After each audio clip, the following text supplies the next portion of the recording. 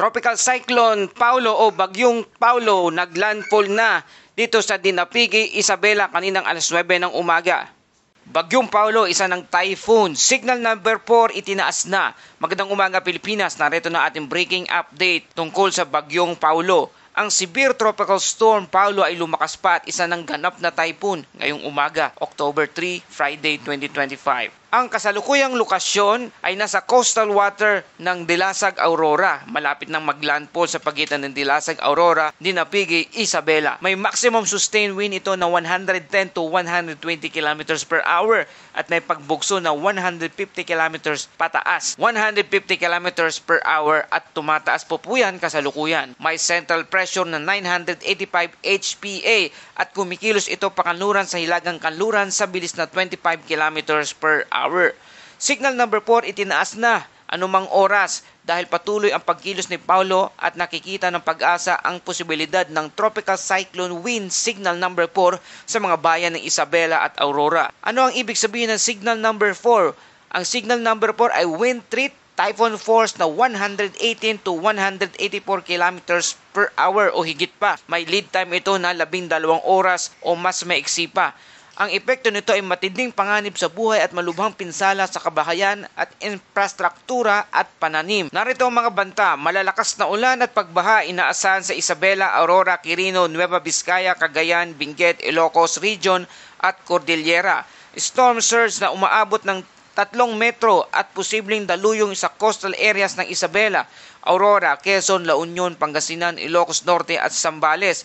Ang kondisyon ng dagat ay aabot sa 11 metro ang alon ng taas sa seaboard ng Isabela at Hilagang Aurora. Lubhang mapanganib, hindi pinahihintulutan anumang paglalaya. Signal number 3 pa rin nakakaapekto ngayon sa Hilagang Aurora, malaking bahagi ng Isabela at Quirino, Nueva Vizcaya, Mountain Province, Ifugao, Benguet, Ilocos Sur at La Union.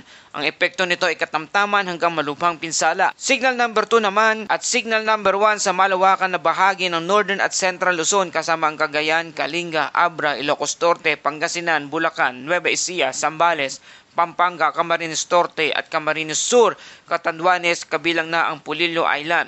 Ang epekto nito ay malalakas na hangin at pagbagsak ng mga sanga ng puno at posibleng pagkawala ng kuryente. Ayon sa ating track and forecast, inaasahan na ang paglandfall anumang oras sa pagitan ng Aurora at Isabela. Tatawid sa Northern Luzon ngayong hapon at lalabas naman sa Philippine Sea mamayang gabi o bukas ng umaga. Pag-alis ng Philippine Area of Responsibility bukas ng umaga, October 4, ay posibleng lumakas pa habang nasa dagat at manatiling typhoon. Paalaala sa ating mga kababayan, kung kayo ay nasa ilalim ng signal number 3 o signal number 4, agad na lumikas kung kayo ay nasa landslide o flood-prone area. Ihanda ang emergency kit, tubig, pagkain, flashlight, radyo at first aid. Manatili sa evacuation center at matibay na gusali at huwag nang hintayin ang matinding ulan o hangin bago kumilos. Bantayan ang mga anunsyo ng lokal na pamahalaan at disaster officials.